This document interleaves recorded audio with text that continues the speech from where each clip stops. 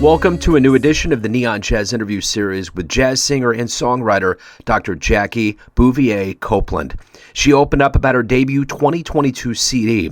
Her rootsy jazz is designed to relieve stress and inspire social action for all people during these turbulent times. In the midst of the trauma and social isolation of the COVID era, her practice of deep reflection, social action, prayer, and the chanting vocal style that she calls blachanting evolved into the album Blachant. Her net sale proceeds from this album will support the Women Invested to Save Earth Fund, War Wise, and its Black Philanthropy Month, BMP program. She has a fascinating story. Get to know her. Thanks again for taking a minute after the show. I appreciate it. Oh, my pleasure. So let's talk about the brand new album coming out on April 16th. And I think the thing about this, the backdrop is obviously we've lived 2 years through this COVID experience and very limited live music, and lots of things, especially for the world of live music, has just been turned upside down. What does this release mean for you?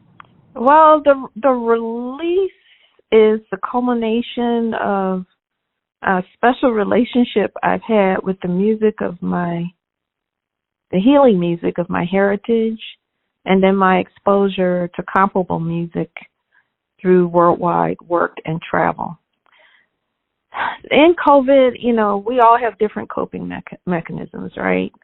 Unprecedented, and we had to all create our ways of managing. And for me, throughout my life, this sort of chant-like singing has been almost like a personal spiritual practice during times of crisis to kind of center my thoughts, ground my being, and calm myself down. So much so, throughout my life, in my circle of family and friends, I'm the person who is called, if there's a cranky baby who needs a song to calm down and go to sleep, a sundowning elder who needs to be calmed. And I found myself singing more for my to calm personal anxiety, and also to help others who were going through the horrors of family members suddenly dying, especially in 2020 when COVID started, not being able to go to the funeral, just all the fundamental ways our lives have changed. And I was kind of singing myself through it and helping other people through it. I happen to also be taking vocal singing lessons, actually with Jose James, during this period, and shared my idea of doing sort of a healing jazz or jazz spiritual album to help quell people's fears and anxieties. And as you know, mental health illnesses have been going out of the roof, understandably, during COVID, particularly depression and anxiety. And so Jose introduced me to Ben Williams, who is the producer for the album. I wrote 9 of the 12 songs. Some of the songs come straight out of traumatic experiences I was having, where I would actually write the song in the car as I was waiting for a loved one who had to go to the hospital with some COVID-related issue. Others come from my childhood when I updated versions of those songs when I was trying to manage traumatic experiences. And one part of this is I have been working in the nonprofit sector and philanthropy almost all my life. It's my orientation. Whenever there's trouble in the world, is to ask, okay, what can I give of time, talent, treasure, voice, whatever I have to help make things better for people. So for me, this entire album comes out of, a singing tradition from African American heritage, from spirituals, the backbone of so much American music, where people were actually trying to sing themselves through survival of slavery. got African roots, and they are even enhanced in my singing because that's my area of specialty as a cultural anthropologist, and I spent a lot of time living and working there and sort of absorbing, embodying a lot of those sounds, even used to speak a couple of languages. That's kind of the thumbnail sketch genesis of this album, and success for me means somebody listens to it and feels a little calmer in the midst of all of the trouble in the world, and that people buy it so I can use the net proceeds as a donation to the Women Invested to Save Earth Fund, a charity I created. Well, I can tell you this, just based on the amount of interviews that I have, I can tell immediately you have a very calming, soothing voice. If I had a baby that needed to be put to sleep, I could totally see. I get it. Thank you. It took quite a bit of courage, frankly. I'm not a professional musician. I am a community folk musician who has a lot of book knowledge about African rooted musical traditions from my training as an anthropologist and direct exposure. You know, it's sort of a leap of faith for me that the experience I was having personally by singing and calming people could translate to a larger audience and be of value for people who need coping mechanisms after the therapy ends. The world still is as it is. Indeed, yeah. And, you know, the one thing you mentioned is, you know, a lot of the backbone of what you're doing has to do with being well-traveled. And I'm wondering, because of that, you have such a good fusion of jazz and rhythm and blues and your history and the church and gospel. Do you believe that all of these different genres and flavors of music have come together and fused because of this wealth of experience that you've had seeing other cultures and people on the planet?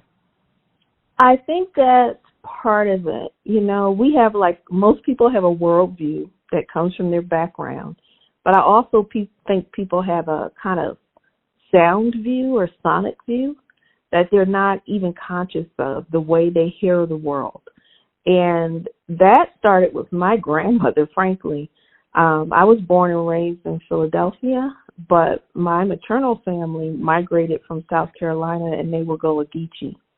And don't know if you're familiar with that particular African-American subculture, but they're said to be the group of people who retained more of African culture, in part because they were isolated on islands like Hilton Head long before it became a resort area, and kind of developed their own version of English, kind of a Creole or Pidgin dialect that mixed English of the time with all the different West African languages.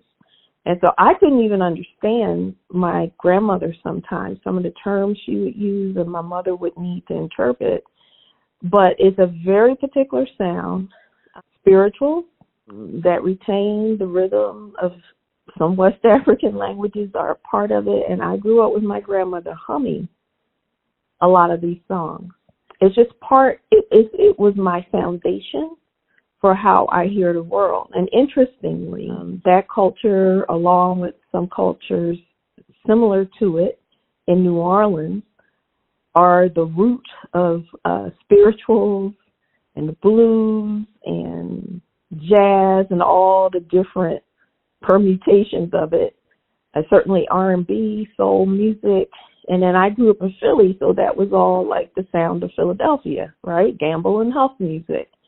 And then as a youngster at age I went to college at Georgetown University, and I was an African studies major, and we had to go to an African country, do original research for at least a year to get our degree, and I chose Nigeria. And I was in, Fela Kuti concerts and just got, Sunny Ade. I just got immersed in that music, and then there was a South African trail to it through Hugh Masekela and Miriam Makeba.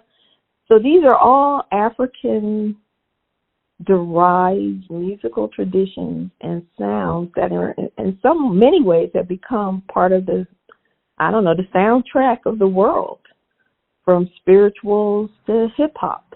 And so I am carrying that, but with that kind of, I guess it is unique that I would happen to choose cultural anthropology, in part because I had this base in this very unique culture that survived in very difficult conditions, Gullah Geechee, to the point now the Geechee language is taught at Harvard University, and there is a Gullah Geechee Cultural Heritage Corridor that is a federal initiative to preserve this uniquely African American cultural and historical and musical tradition. So it's like Blachant is a fusion of the sounds of my life, which happen to travel globally across the continuum of Black-derived music, from Africa to America, and then for me, back again, starting at age 18 or 19 through this day. And then, I had this unusual, in some ways, faith upbringing where my family was Baptist, Pentecostal, and sent me to Catholic school. And so I went to Mass because I was required to, even though I wasn't Catholic at school, and they did these Gregorian-type chants, which in my mind sounded very like the chant, like humming and other music I was exposed to in church. And so I always saw it as chanting to calm people down, to give solace, to focus on the bigger picture. So that's very much a thread across the sounds in the Blachant album.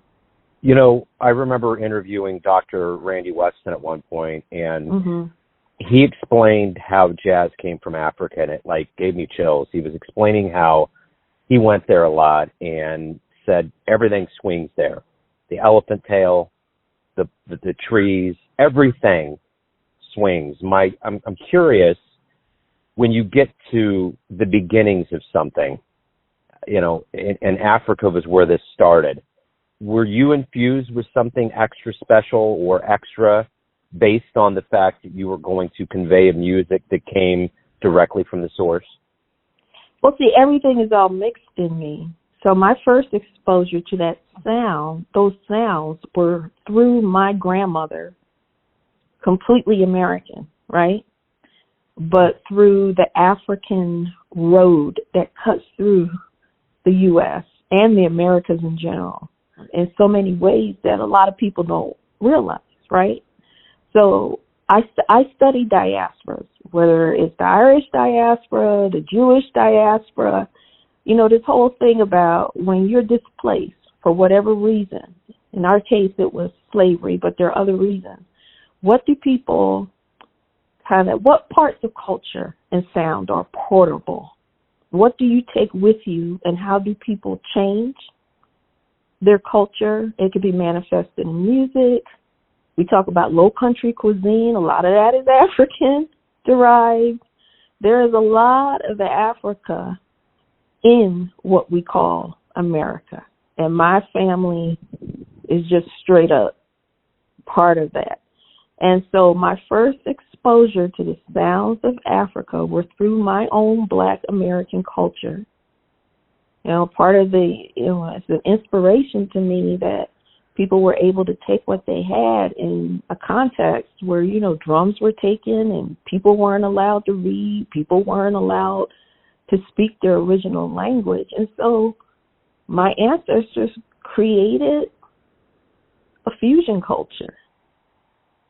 Sometimes it was even in code, so others couldn't understand what they were saying or singing for the purposes of freedom. So for me, jazz always reflected that process of cultural production.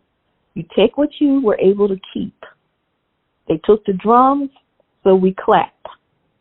Took the language, but you can't take the sounds that are in my head. And create something that's more than the sum of its parts, but still has echoes of that original culture. It's part of what I'm trying to sing about in that song, Ghosts of the Past Echo. Those sounds never leave, and there's a healing and freeing power when you understand where those sounds come from and keep them alive. And it's liberating. It's liberating and calming to other people too, because it's universal. People can hear the pathos in our music, and they can hear that just longing for freedom. So for me, that was what that's what jazz is. It's like this big container that can take in a lot of different cultural traditions and create a harmonic, rhythmic, syncopated new whole that speaks to everybody. And so of my experience as a person of the Black diaspora was certainly enhanced by going back to the root, but it's not like the root was frozen in time. What fascinated me about Fella's music is Fella says that he was influenced by James Brown and other African American artists, and that he could hear the African root in the music, in the dancing. And he was mixing that with his original Yoruba. Yoruba is an ethnic group based primarily in southwestern Nigeria. But there were so many Yoruba in the transatlantic slave trade that 25% of Americans have Yoruba heritage. And in places like Cuba and Brazil, they straight up speak Yoruba. It's such a strong root of the culture. And so, you know, you have all these global flows, right? So now you have Fela, definitely African-based, incorporating African-rooted music from James Brown and just R&B in general, and creating something called Afro fusion, right? So there's just this huge global conversation running up and down this continuum of African-derived music. It comes out of pain, struggle, longing for liberation. That's why I think it speaks to everybody, because everybody's got their version of that in their own personal lives or in their history. And I'm just bringing my take, my lived experience of those sounds, which have empowered me in so many ways, taught me, to the Blachant project, which I hope helps others ground themselves and kind of remake themselves, pivot through the powerful sounds, the persistent sounds of Black music across our country and the world. So you clearly have a job, and then you have your career as a singer. And it's almost as though you might have to kind of tap into one side of your brain for one thing and the other side for the other. How do those two passions for you come together to enhance both of the things that you do with your life, and which would essentially be your entirety?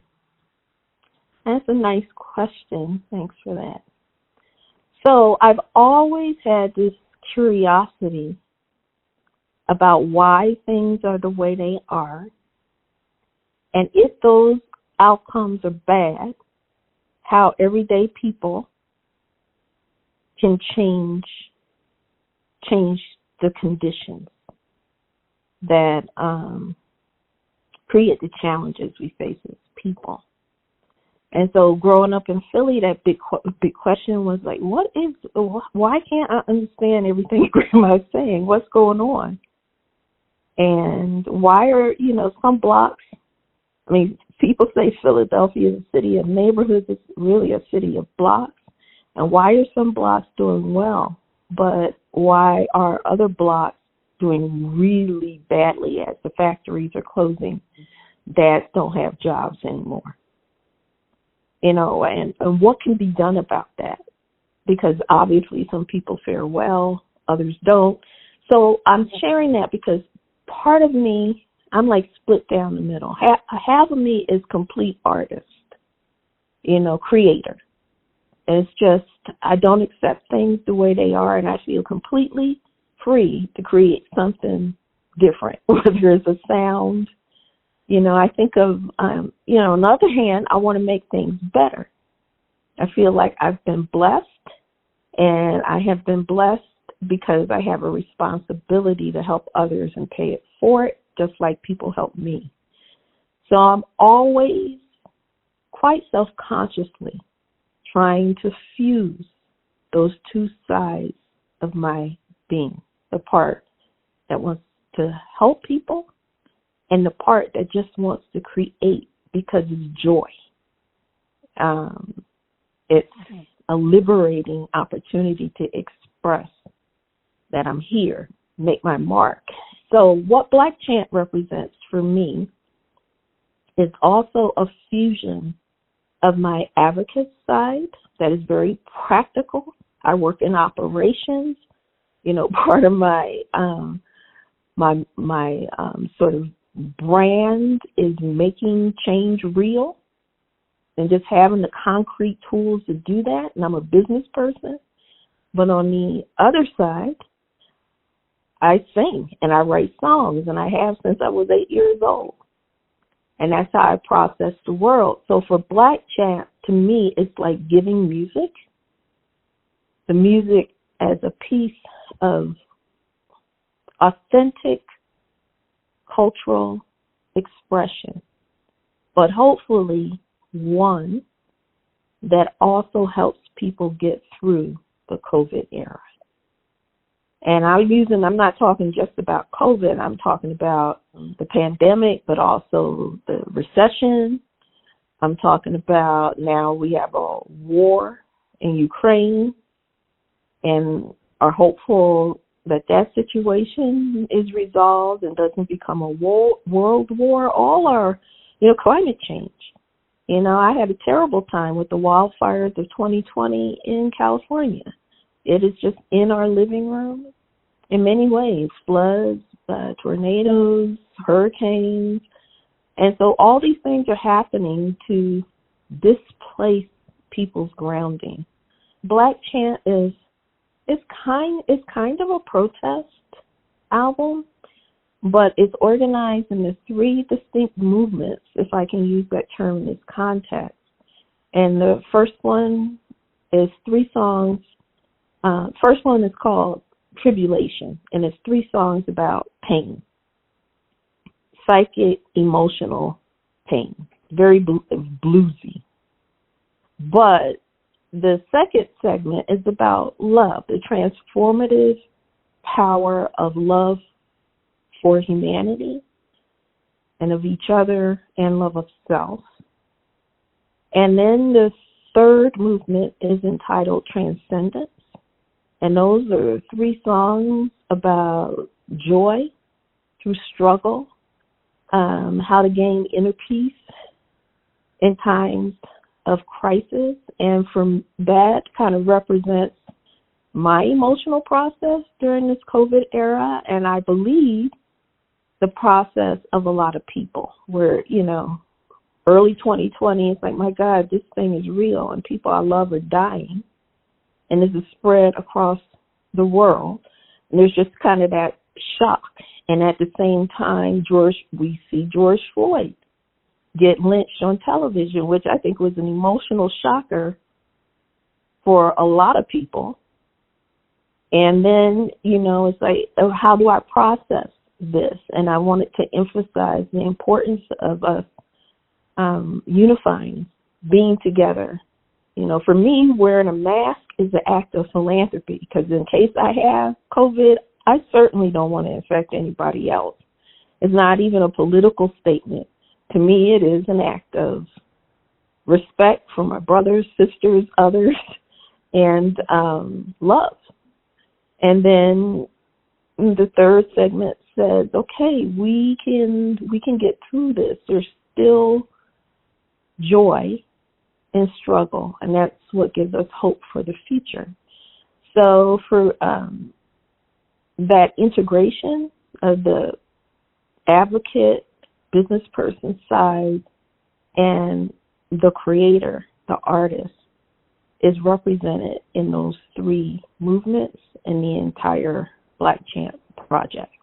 So if you could get into a time machine and go back in time and see any jazz artist ever, who are you going to go see? Oh, I only get one? Well, you can pick a few. That's fine. I can pick a few. Okay. Yeah. Well, I love Sarah Vaughan and Ella Fitzgerald. I mean, to me, they're almost like, I don't know, like prophets of the sound. They are able to do things with their voice, obviously, that many people can't. And so just their mastery and, their vocal control. For me, one of the reasons music is so calming to me, it's almost like, I don't know, this is going to sound weird, but jazz yoga. It puts me in this zone where I'm totally conscious of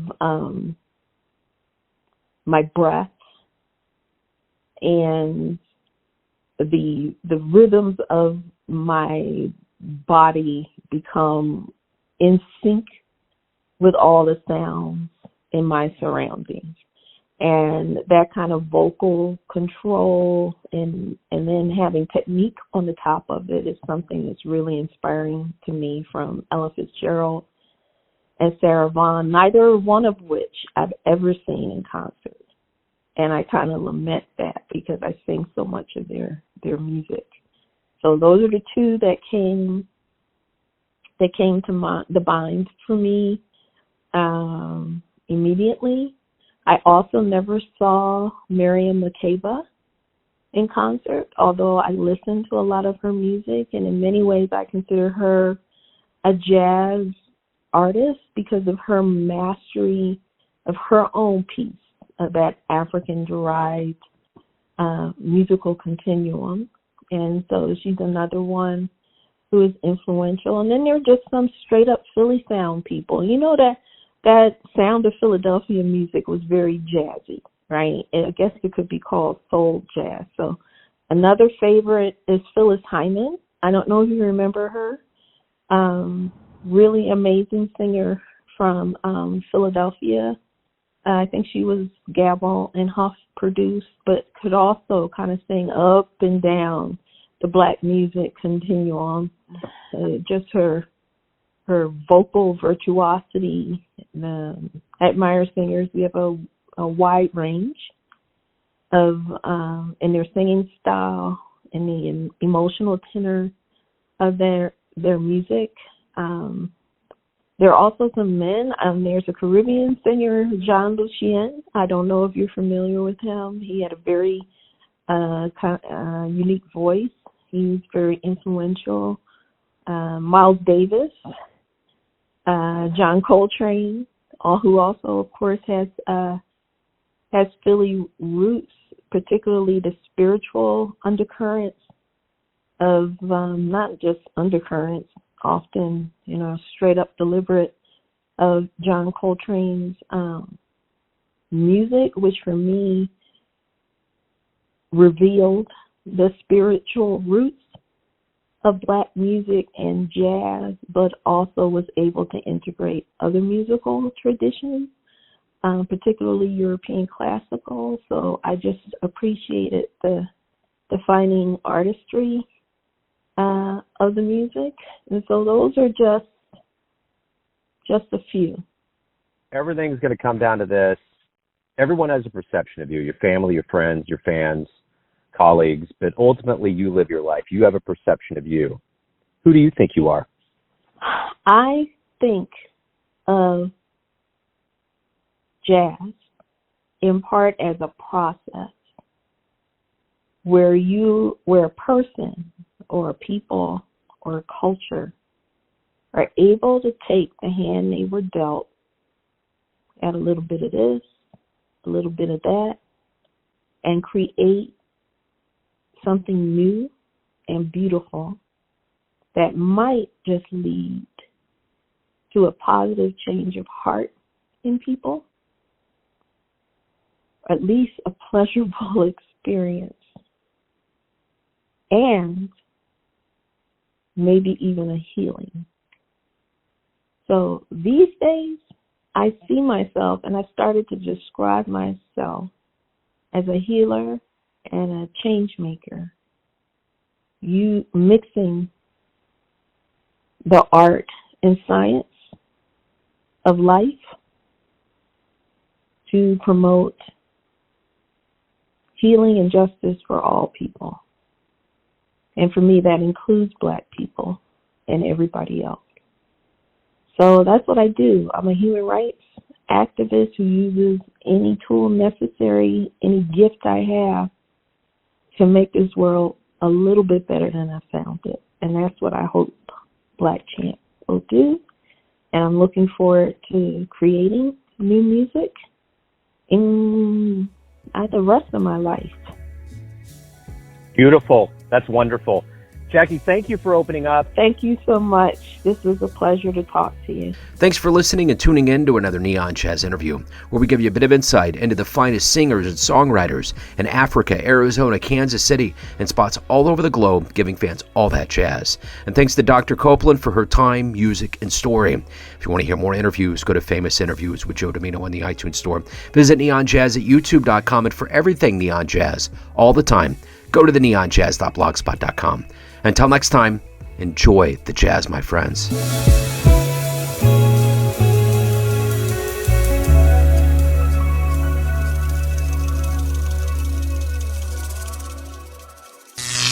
Neon Jazz.